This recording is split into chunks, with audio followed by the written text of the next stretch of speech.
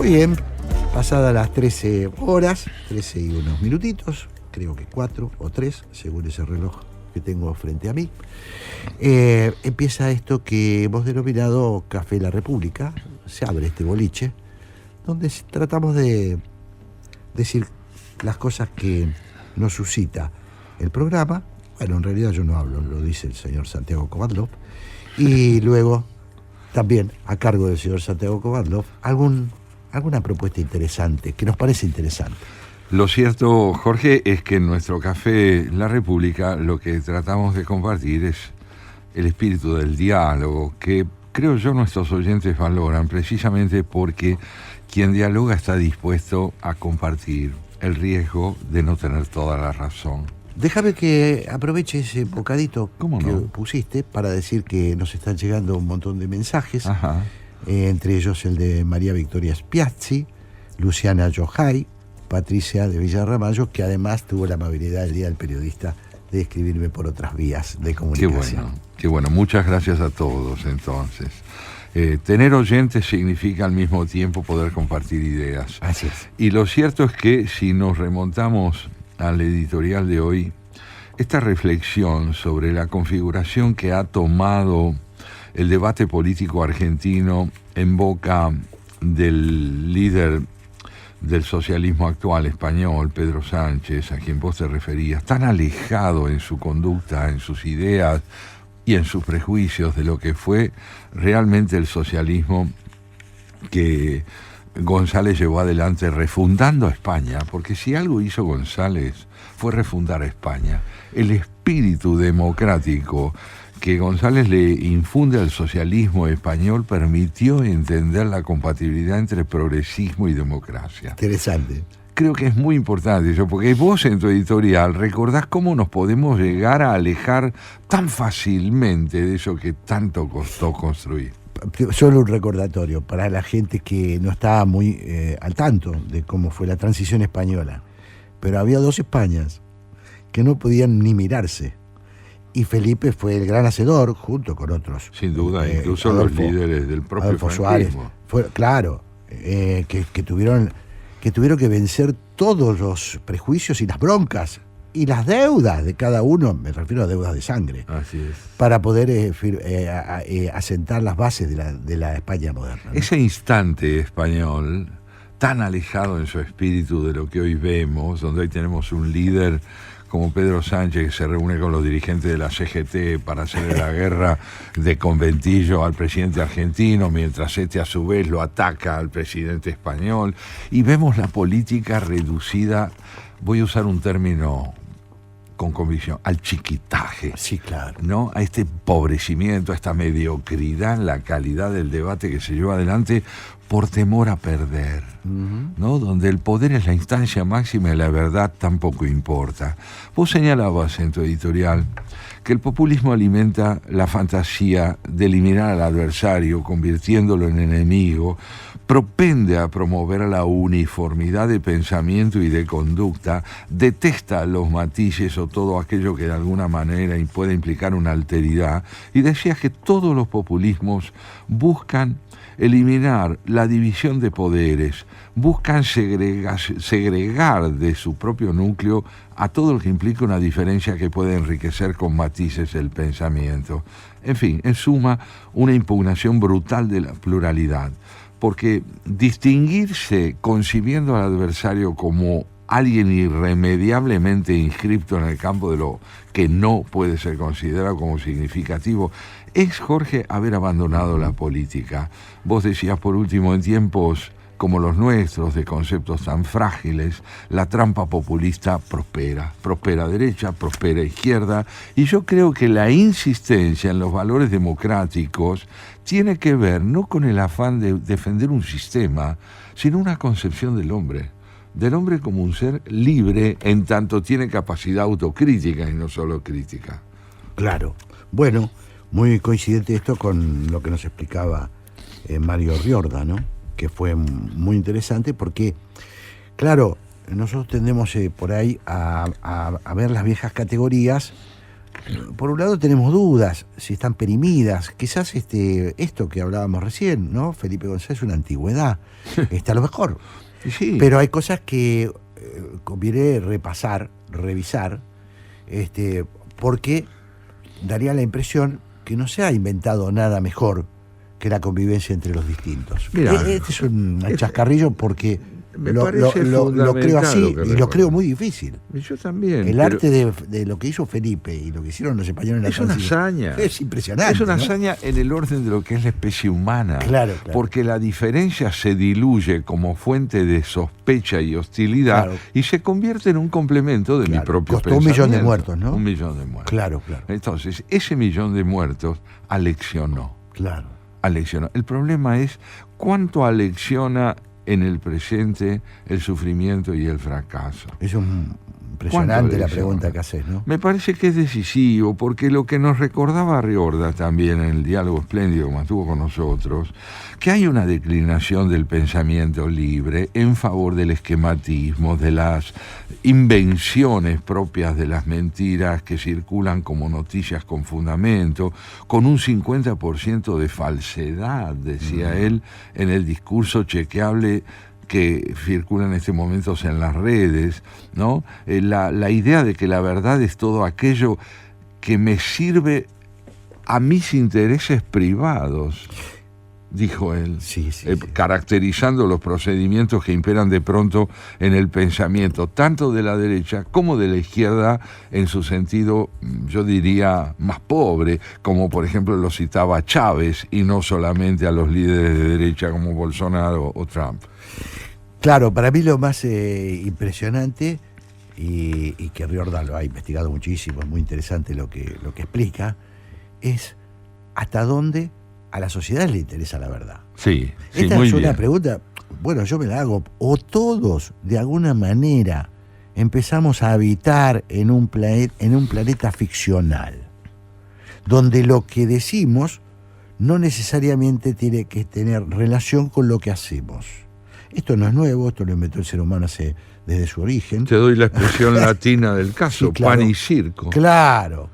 Pan y circo, decían los romanos, Claro. para alimentar la desesperación popular y la ilusión popular. Claro, muy interesante. Pero ahora, porque yo soy de una generación, creo que vos también, Santiago, en ese sentido, donde creíamos que había una usina de perversos en todas, porque había además perversos.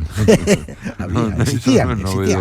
Pero esas usinas que es verdad que elaboraban estrategias de comunicación para llegar a Hoy lo único que está claro es que no importa si es cierto o no es cierto, ni siquiera que parezca cierto, porque si vos te amparás en las fuerzas del cielo, no importa si es cierto o no es cierto lo que propones. Claro, dependerá de algo que no es humano. Estamos hablando de un dogma que se ha revelado a quien lo tiene y que ni siquiera intenta fundamentarlo más que en la afirmación. No tiene nada que probar, decimos. Claro.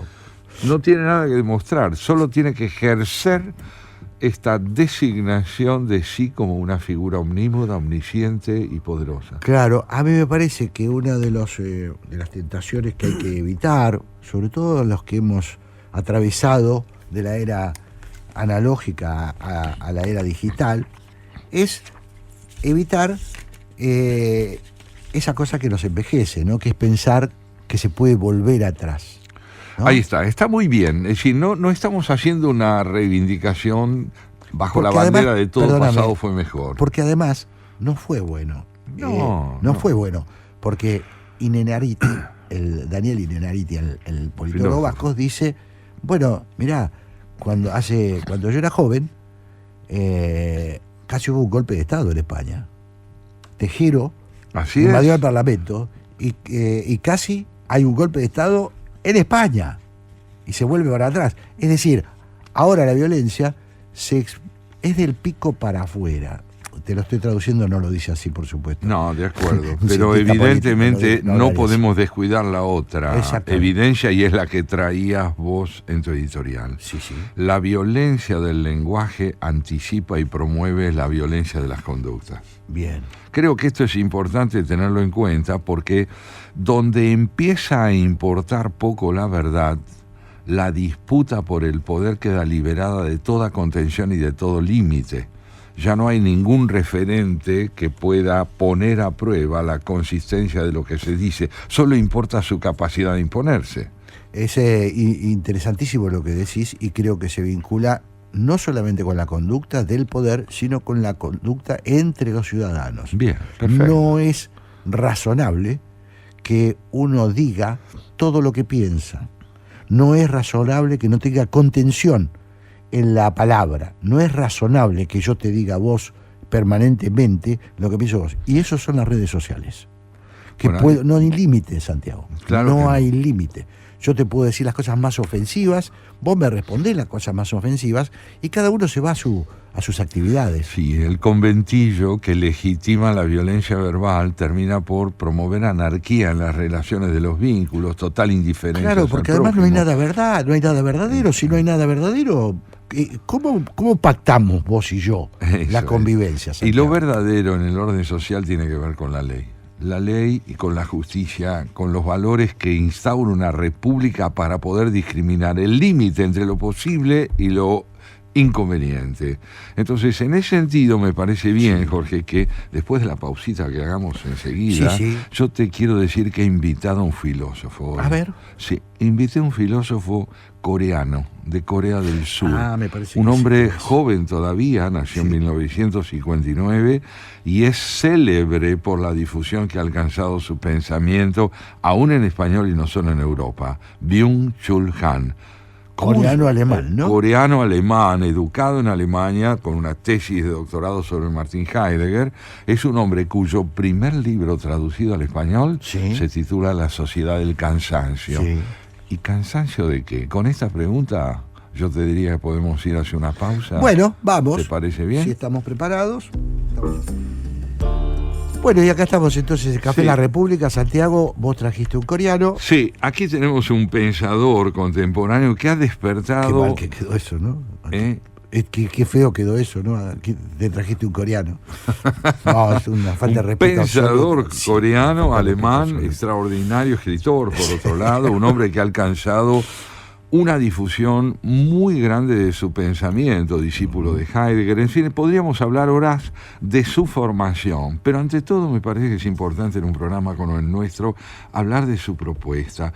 Él entiende que las sociedades desarrolladas han pasado de estar dominadas por eso que Foucault, el pensador francés, llamaba la sociedad disciplinaria, con instituciones que administran la salud, que administran las cárceles, que administran la justicia, que administran la educación, a una sociedad donde lo que prepondera, dice Chul Han, es el rendimiento, vale decir, la presunción y la convicción también de que uno puede llegar a alcanzar un desarrollo múltiple en la aplicación de su energía en distintos campos, que uno es el promotor de su desarrollo, que lo que importa primordialmente es esta aptitud personal para desplegarse en todos los campos posibles. Pero él entiende que esta autoexigencia que hace del hombre de nuestro tiempo alguien que está subordinado al ideal de la eficacia, de la eficiencia, desemboca también en el agotamiento, en el aburrimiento, y que la nuestra se ha ido convirtiendo en una sociedad que trata de paliar el desgaste emocional con entretenimiento. Con entretenimiento. Es una sociedad que promueve el entretenimiento a través de los medios de comunicación, por supuesto, del mundo digital, de todo aquello que de alguna manera contribuya a distraer al hombre de su fatiga y de su digamos, interioridad exhausta y aislada en el eficientismo brutal que demanda el desarrollo de nuestra sociedad. Y eso, Santiago, de acuerdo a Han, ¿en qué o qué se limita del ser humano? ¿Qué parte deja de hacer eso? Porque digo, me estaba acordando de la alienación, en tiempos modernos, de la alienación de la sociedad industrial. Sí. Y ahora él habla de otro tipo de alienación. Sí. Incluso con mayor tiempo disponible, la gente se aliena de otra manera. Claro, por ejemplo, Sí. la alienación como él la retrata es así, digamos, ya no pertenecemos a escenarios colectivos de trabajo presencial. Ajá. Cada uno está aislado en su propio escenario digital, desde donde trabaja con los demás, pero en un profundo aislamiento, en un aislamiento creciente, donde no necesariamente se comparten espacios de convivencia. La convivencia se ve reducida a la relación de cada uno con su máquina y al contacto que podríamos llamar derivado o digital, del contacto que proviene de la comunicación virtual. Claro. Y eso afecta, dice él, la idea de la realidad también, la idea de lo que es real, porque lo virtual toma un papel sustitutivo creciente. Entonces él dice que el cambio de paradigmas de una sociedad disciplinaria, como la que proponía Foucault, a una sociedad de rendimiento, denota una continuidad en un nivel determinado. Según parece, al inconsciente social le es inherente el afán de maximizar la producción.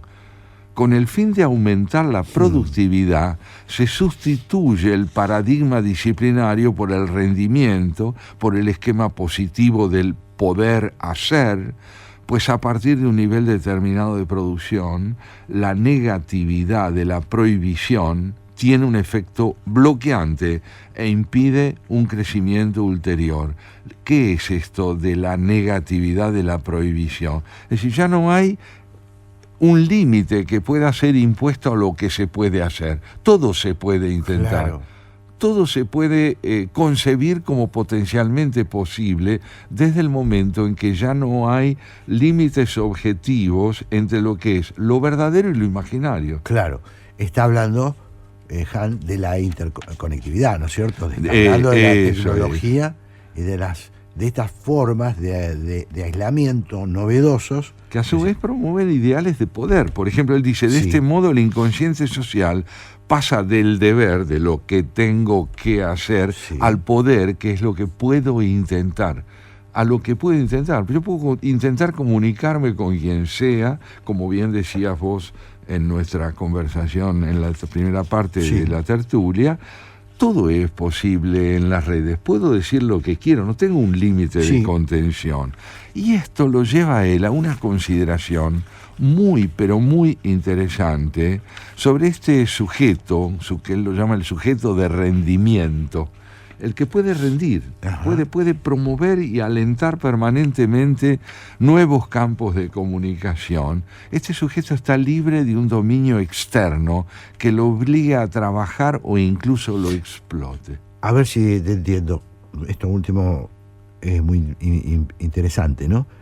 O sea, lo que se estudiaron los ensayistas del siglo pasado, la explotación capitalista, por hacerlo genérico, hoy lleva, según Han, a incluso una autoexplotación. Sí, ¿es muy así? Bien, así lo dice él, ¿no? Es dueño y soberano de sí mismo, es su amo y su sirviente. Claro. Su amo y su sirviente. De esta manera, sigue Jules Han, no está sometido a nadie, mejor dicho, solo a sí mismo. Claro. En este sentido se diferencia del sujeto de obediencia. El sujeto de obediencia tiene un amo externo a él. Sí, tiene normas a las que se debe tenía que ir a atener. una hora a trabajar, salía a la hora que el patrón le decía. Sí, esto es acá no, acá es 24 por 24. La supresión de un dominio externo no conduce hacia la libertad, más bien hace que libertad y coacción coincidan. Impresionante, ¿no? Qué aguda reflexión esta de que al convertirnos nosotros en nuestros propios empleados, o al ser nosotros nuestros propios amos, terminemos por concebirnos como objetos de dominio por nuestra propia parte. Claro. Ahora esto tiene una consecuencia psicopatológica que él analiza en un capítulo de este libro, que se llama, sorprendentemente, el aburrimiento profundo. Mira. ¿Te cuento lo que dice? Claro. Escuchemos esto. El exceso de positividad, es decir, de la afirmación de que todo se puede, como un exceso de estímulos, de informaciones y de impulsos, modifica radicalmente la estructura y la economía de la atención. Debido a esto, la percepción queda fragmentada y dispersa. El aumento de carga de trabajo requiere una particular técnica de administración del tiempo y la atención, que a su vez repercute en la estructura de la atención. La técnica de administrar el tiempo y la atención multitasking, es decir, aplicada a infinidad de campos, no significa un progreso para la civilización. El multitasking no es una habilidad para la cual esté capacitado únicamente el ser humano tardo moderno de la sociedad del trabajo y de la información. Se trata más bien de una regresión. Es decir, me detengo un instante en esto para decirle a los oyentes, cuando nosotros tenemos que multiplicar nuestros centros simultáneos de atención, podemos dar una prueba de evidencia al hacerlo, pero al mismo tiempo una fuerte evidencia de la tendencia a dispersar los centros de nuestra atención, con lo cual se atenúa la capacidad de concentración. Porque al dividírsela y fragmentársela hay menos atención para una multiplicidad de centros. O sea, hacemos muchas cosas, pero las hacemos con una calidad inferior a la que podríamos hacerlas. Si nos concentráramos en una o dos. Lo haríamos mejor. Sí, porque a mayor concentración del campo que requiere atención, sobreviene algo muy importante, que es la disponibilidad del tiempo para concentrarnos. Se trata de una regresión, dice Chulhan. En efecto, el multitasking está ampliamente extendido, escuchen eso, entre los animales salvajes. Es una técnica de atención imprescindible para la supervivencia en la selva.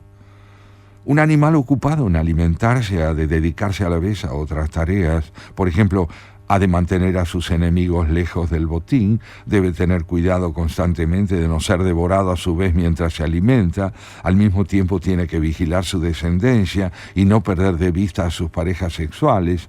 El animal salvaje está obligado a distribuir su atención en diversas actividades. De este modo, no se halla capacitado para una inmersión contemplativa, ni durante la ingestión de alimentos, ni durante la cópula. No puede sumergirse de manera contemplativa en lo que tiene enfrente, porque al mismo tiempo ha de ocuparse del trasfondo. Concentrarse en la contemplación es una virtud humana en disminución. Es fuertísimo, ¿no? Contemplar y absolutamente comprobable. Quiero decir, solo por levantar la vista y te vas a dar cuenta que la contemplación está en retroceso, que casi ya nadie le presta atención, ¿no? Nosotros podemos entender que un animal no tenga aptitud contemplativa, es decir, que un canguro se concentre en la belleza del atardecer, eso lo podemos entender. Pero que en el hombre, que es el único ser dotado de aptitudes para contemplar, se pierda la paciencia con la contemplación, que cuando vos quieras, por ejemplo, ir a la playa a ver cómo atardece, te pregunten, ¿y esto cuánto tiempo lleva? Claro. O lo estés tratando de registrar, que es otra de las alienaciones. Voy con la máquina de fotos, estoy frente... Con el celular. Máquina de fotos. Voy con el celular y en lugar de contemplar lo que tengo ante mí, le saco una foto para llegar a mirarla después. Fugazmente. Si alcanzo, un poquito después. Esta pérdida de contacto directo que implica el tiempo como un espacio de encuentro y de intimidad lo lleva a Chulhan a hablar del aburrimiento, los logros culturales de la humanidad a los que pertenece la filosofía, por ejemplo, se deben a una atención profunda y contemplativa.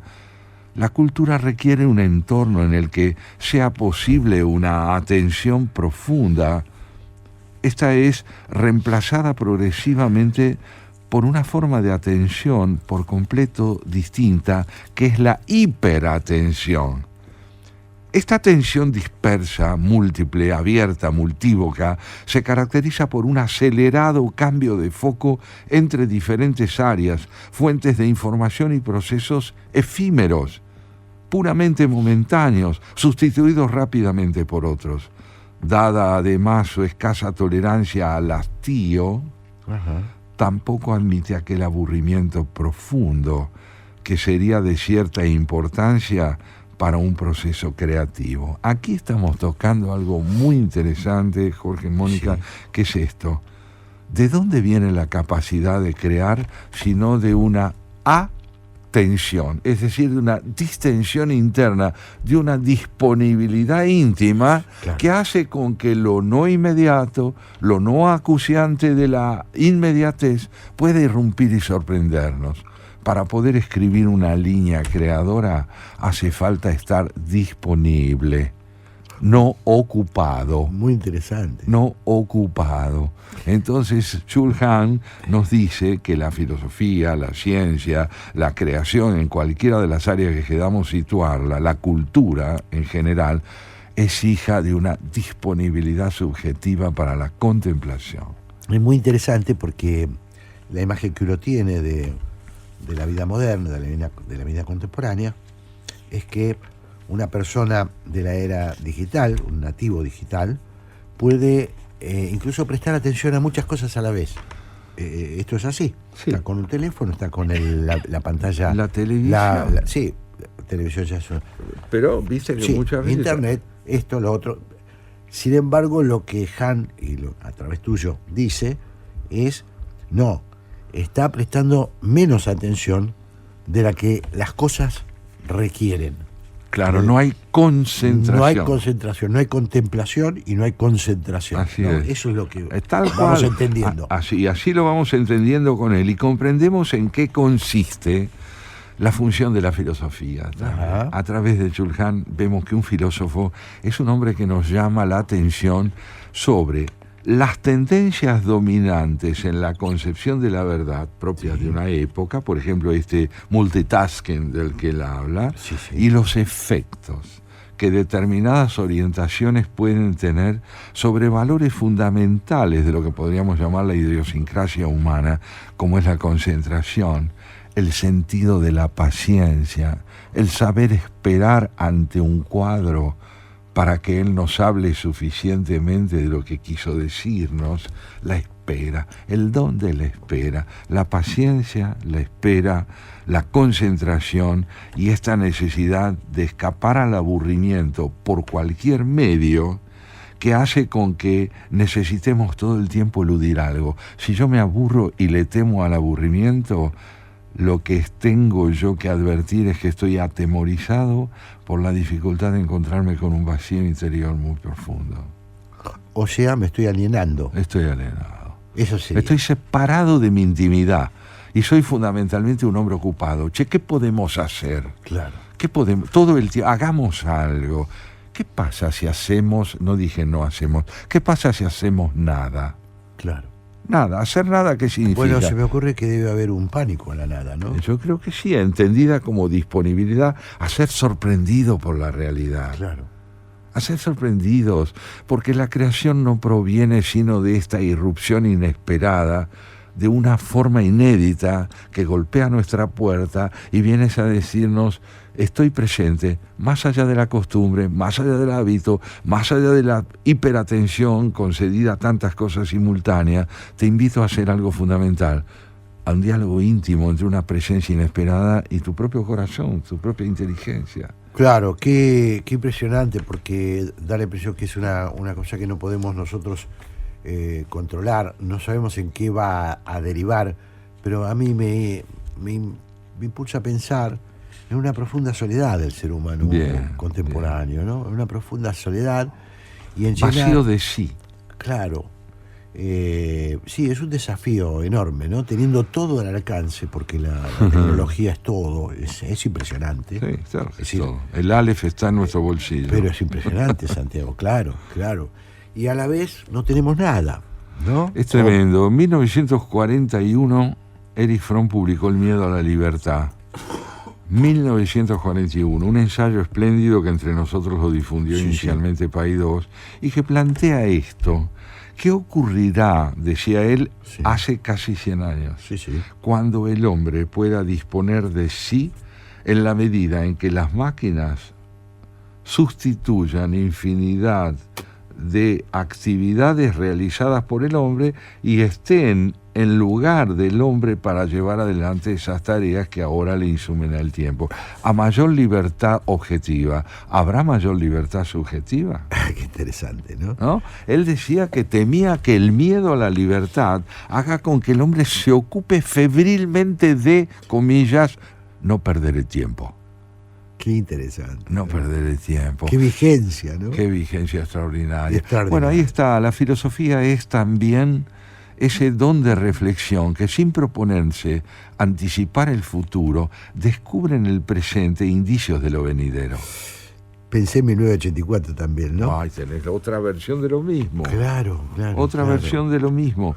Dice Chulhan, recordando a este gran pensador que fue Walter Benjamin, sí. A su parecer, sin relajación se pierde el don de la escucha y la comunidad que escucha desaparece, sustituida por la que obedece, sustituida por la que está ocupada. A esta se le opone diametralmente nuestra comunidad activa. El don de la escucha se basa justo en la capacidad de una profunda y contemplativa atención a la cual el ego hiperactivo ya no tiene acceso. Claro.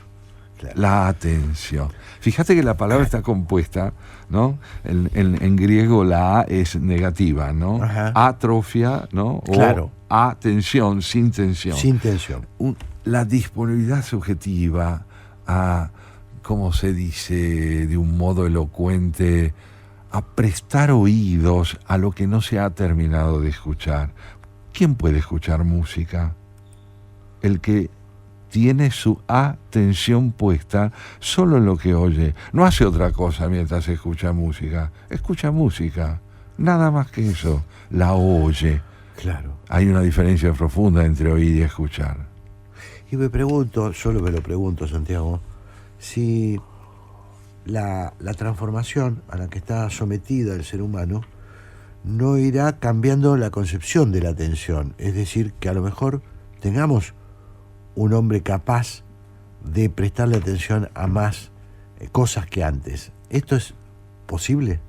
Bueno, todo indica que es posible. El tema es a qué costo. Porque si estamos en una transición del hombre que presta, mira qué hermoso término, presta atención, sí. Es decir, que la dona. Si estamos en una transición del hombre que presta atención a algo concentrándose centralmente en eso, al hombre multitasking que es capaz de expresar atención simultánea a una infinidad de frentes informativos, si estamos en esa transición, no sabemos aún a dónde terminará este hombre con don contemplativo, pero sí podemos decir que estamos perdiendo intimidad con algo en favor de relación con muchas cosas. Claro. Con muchas. Me parece que una de las primeras conclusiones es, esto es así, los cambios están, pero hay una posibilidad que sería, así como hemos tenido la inteligencia de crear semejante aparatología, semejante nivel tecnológico, hay posibilidades de también educarnos en estas nuevas aptitudes. Yo vuelvo a tu editorial. Vos decías que era indispensable, si queremos tener una política más sana, aprender cuál es el significado del prójimo. Claro. Es fundamental, porque si el prójimo es un instrumento, si yo me puedo valer de él para alcanzar el poder o lo manipulo a través de falsa información, evidentemente no solo desaparece el prójimo, desaparezco yo también como sujeto ético. Es muy interesante, ¿no? Me estaba pensando en la amistad, ¿no? Estaba pensando en esas cosas que son exclusivas del ser humano, ¿no? De alguna manera. Nosotros hemos intentado y seguimos intentando valorar la capacidad de trato profundo y no circunstancial y efímero con las cosas. Claro. No porque creamos que el camino de la verdad pasa por esta propuesta de lo contemplativo, de apertura a la intimidad, sino porque creemos que estamos tratando, en la medida de nuestras fuerzas, de subrayar la relación entre responsabilidad subjetiva, vida cívica y educación. Claro. Estos tres puntos, responsabilidad subjetiva, vida cívica y educación, hacen a la posibilidad de la convivencia. Si tiene futuro o no, Dios dirá. Muy interesante, ¿no? Bueno, son Han, este filósofo coreano, tiene una cantidad impresionante de obras, Sí. ¿no? Produce a un ritmo fenomenal. Sí. Obras que en general, digo para el oyente que está interesado, obras que en general, Santiago, son muy accesibles. Muy accesible. Porque además hace tratamientos cortos, es decir, son libros de unas, no sé. Sí, Santiago lo tienen está. 60 páginas, Siempre, 70 páginas. o sea, Este, por ejemplo, tiene 79 páginas. Es extraordinario porque él abre un mundo. No, claro. Tiene una capacidad para abrir debates que es muy interesante, ¿no? Si tenemos 2 segundos Sí, más, claro. les comento esto que les va a encantar. Dice justamente Chul-Han. Asimismo, el acceso a lo lento queda sujeto al sosiego contemplativo. Las formas o los estados de duración se sustraen necesariamente a la hiperactividad donde prepondera la lentitud. Lento no es lo que va despacio, es lo que va a fondo. Paul Cézanne, aquel maestro de la atención profunda y contemplativa, dijo alguna vez que podía ver el olor de las cosas. Dicha visualización de los olores requiere una atención profunda. Durante el estado contemplativo se sale en cierto modo de sí mismo y se sumerge uno en las cosas. Merleau-Ponty, filósofo francés contemporáneo, describe la mirada contemplativa de Cézanne sobre el paisaje como un proceso de desprendimiento y desinteriorización. Lo íntimo va hacia afuera, abraza lo externo, se conjuga con él. Al comienzo trataba de hacerse una idea de los estratos geológicos, después ya no se movía más de su lugar y pintaba 1, 2, 3, 10 veces el mismo paisaje, que era otro bajo diferentes luces. Qué bueno, espectacular, ¿no? Qué bonito. Bueno, muy lindo, Santiago, me parece una linda introducción a este filósofo coreano, ¿eh? Así es, hombre amable, Sí. joven todavía, nació en 1959, dominio, por supuesto, perfecto de su propia lengua y con un nombre que nos tenemos que acostumbrar a pronunciar porque si lo leemos formará parte de lo cercano, Byung-Chul Han. Extraordinario. Bueno, vamos a un pequeño corte Sí. y nos vamos al encuentro De nuestros amigos. Eso, Graciela Fernández Mejía, de Pablo Marmorato, porque viene, ¿por qué? Porque viene, ¿por qué? Bueno, y como prometimos, Sí, nos vamos a encontrar con la señora Graciela Fernández Mejide y su amigo Pablo Marmorato. cafecito servido para los dos. ¿Cómo están? Bien, muy bien. Qué bueno, qué bueno. Sobre Bueno, todo ante un buen café. Bah, qué lindo, ¿no? En estas tardes. Está a la espera del invierno, porque en verdad esta espera se ha convertido no en un tránsito del otoño al invierno, sino del verano al invierno. es increíble. Sí, ¿no? hace calor. Está pesado, ¿no? Diría Muy mi agradable. madre. ¿Eh? Muy pesado, sí, sí. Hoy evocábamos, amigos Pablo y Graciela. Pablo me parece que dijo muy agradable. Me parece que es un problema de edades. ¿Agradable dijiste, Pablo? O yo escuché mal. Claro, nosotros Sí, vemos la. sí. ¿Ves? Para mí esto ¿Ves la es diferencia? Sí, Maná del cielo. Coincide con Pablo Gabriela Garrido. estamos de acuerdo. Sí, bueno, está bien, no cuesta nada sentir que esto es agradable. Nosotros teníamos que también. retirarnos, va, eso quiere decir. Bueno, amigos, estábamos hoy haciendo referencia al editorial de Jorge, que hacía un análisis sobre la actitud del presidente español en esta disputa con el presidente argentino, la presencia de los líderes de la CGT en Madrid y las idas y venidas de las descalificaciones mutuas, y recordamos el pacto de la Moncloa y el gobierno de Felipe González, ese tránsito de España hacia el socialismo después de ese fenómeno que nos pareció tan extraordinario, tan infrecuente, que es que un grupo de dirigentes políticos de extracciones tan distintas y hasta no hacía mucho tan antagónicas, con 1 millón de muertos atrás, se sienten en una mesa a crear las condiciones de posibilidad de una manera de convivir entre españoles. Sí, realmente fue impresionante. Yo estuve acá en Buenos Aires cuando uno de los miembros, ahora no me acuerdo, el que había sido representante del Partido Comunista, que en realidad fue quien aportó el plan económico. Ajá. Almorzando. No Carrillo. Carrillo no. No, Carrillo no. El Era representante, digamos. el representante, claro, pero además un técnico, digamos. ¿Qué entiendo? Y pero yo creo que en ese momento lo que estaba pasando es que después de una dictadura feroz como fue la de Franco, sí. Pero Franco había dejado formado un rey, ¿se acuerdan? Sí, claro. Sí, lo educó. Y le había hecho estudiar, como si hubiera sido su padre, estudiar, tomar contactos, es decir, no era un rey vacío de contenido. Eso por un lado. Y por el otro lado, España, donde todavía se decía cuando iban a Francia o a cualquier lado, me voy a Europa. Claro. Estaba dividida por los Pirineos, pero realmente yo estuve muchos años después y encontré gente que decía, me voy a Europa. Claro. Porque España era un país pobre y sí, los portugueses también decían, los portugueses, vamos a Europa. Claro. Vamos a Europa. Aún claro. Hoy lo dicen los ingleses, pero con jactancia. Sí, bueno, pero no les va tan bien. Bueno, pero además ellos están en una isla, ¿no? Y sí, no es lo mismo. claro, Acá en la parte... Los dos estaban aislados. Estaban aislados, que es distinto. Exactamente. Claro. Y en ese sentido también, Felipillo, Sí.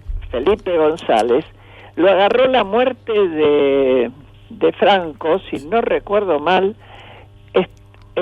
conectado en Francia, Sí. Ajá. Haciendo reuniones con los sindicatos franceses. Ajá. Es decir, que traían un modelo que se estaba imponiendo, curiosamente al revés de ahora. Claro. Es muy importante esto que señalas, porque hay un abismo cualitativo, digamos así, entre los recursos que se ponen en juego en el campo de la política hoy y ayer. No se trata de idealizar el pasado, pero no podemos dejar de subrayar el vacío y la retórica que reemplaza a la frecuentación de ideas, de verdaderas ideas.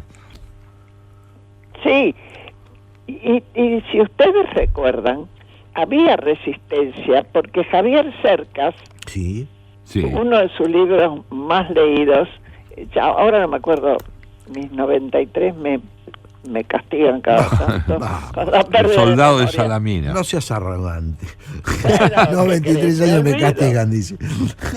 El soldado de Salamina. No, ese, pero además... No, está hablando... Historia de un instante. Sí, Historia de un instante. Anatomía de un instante. Anatomía de un instante. Anatomía de un instante. Que habla del tejerazo. Fue cuando Tejero, Claro.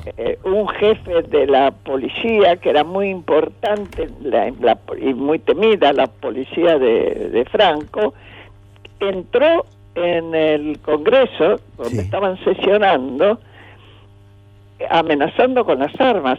Y los únicos que no se tiraron al suelo fueron, si no recuerdo mal, y escarben ustedes, por favor, el rey que estaba... Sí, Juan Carlos, sí. Juan Carlos, sí, y Carrillo. Carrillo, sí. El secretario general del Partido Se Comunista. sostuvieron en pie, los enfrentaron Sí. y realmente los derrotaron. Y el rey jugó un papel Central. trascendental, ¿no? en esa historia porque... Allí quedó probado lo bien que estaba formado un hombre al que lo educó Franco para combatir a un franquista ciego. Claro.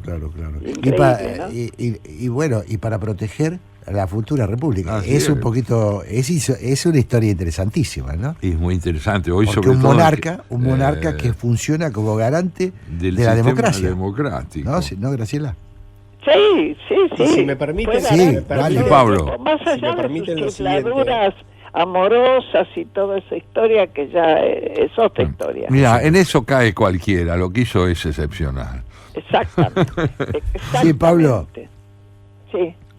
No, rescato el contexto que le dio Santiago también y que ustedes están reconstruyendo, de cómo aún en las peores circunstancias, con el tendal de muertos a cada, digamos, de cada bando, Sí. lograron llegar a acuerdos. A veces que nos parece tan imposible aquí en la Argentina, vale también esa reflexión, digamos, de la historia. Sí, Totalmente. muy bien subrayado. Hay que tener en cuenta que fue muy trabajoso, ¿no?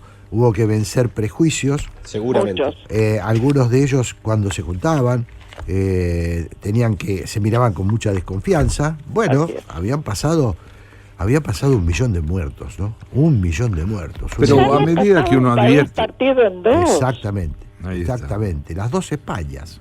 Las dos Españas. Que se Impresionante. habían matado entre ¿Y familias. cómo? Pero Una cosa horrible. muy interesante porque fue un curso para nosotros, para lo más debería haber sido, un Sí. curso sobre la posibilidad del entendimiento, ¿no? Entre los distintos.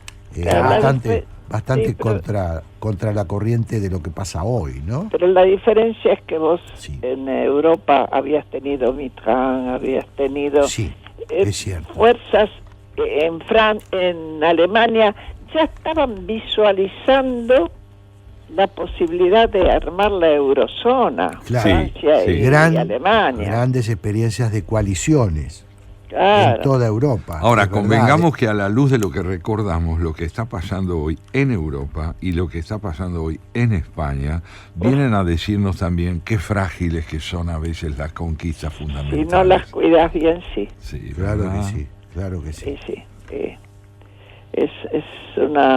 Es un problema de los seres humanos, nuestro. Me hago Sí, sí. cargo de la parte que me toque. Sí, totalmente. Bueno, tenemos 1 minuto. ¿Quieren anticiparnos algo o prefieren que nos Mira, sorprendernos? de estas cosas, Sí, pero de acá a hoy sí. vamos a estar hablando con Ignacio Lavacchi, Ah, muy interesante. que es de la UCEMA, además es politólogo y es socio del club político. Sí, Y después vamos a recordar sí. con una persona, me parece a mí, para este tema de lujo, Hugo Besetti, Ah, sí. a Del Barco, a Oscar Del Barco, cuando aparece en plena democracia, 2004 creo, publicando una autocrítica desde lo intelectual y la autocrítica por haber apoyado la lucha armada desde la intelectualidad. Famoso y medular pronunciamiento Sí. Sí. del no matarás. Que Así es. hoy dicho desde el hoy es relativo, pero en aquel momento había que ser muy valiente para salir a autocriticarse. No era lo más común de una generación que fue bastante arrogante, por cierto. De hecho, lo criticaron mucho. Claro. Hoy se hubiera usado Traidor. un término que es dejar de costado, pero ese es otro. Cancelar. Hoy Ah, lo hubieran sí. cancelado. Hoy lo hubieran cancelado, tal cual, tal cual. Bueno, les deseamos muchos éxitos en el programa. Una vez Nosotros más. con Santiago nos vamos. Muchas gracias. Les agradecemos mucho, Graciela, Pablo, y bueno, Jorge. Nos vemos será- el domingo que viene. A Chao, ustedes les también. agradezco. Chao, Mónica. Chao, Chao, Mónica. bueno, Hasta buena luego. semana. Bueno. Adiós. Chao. Chao, chao.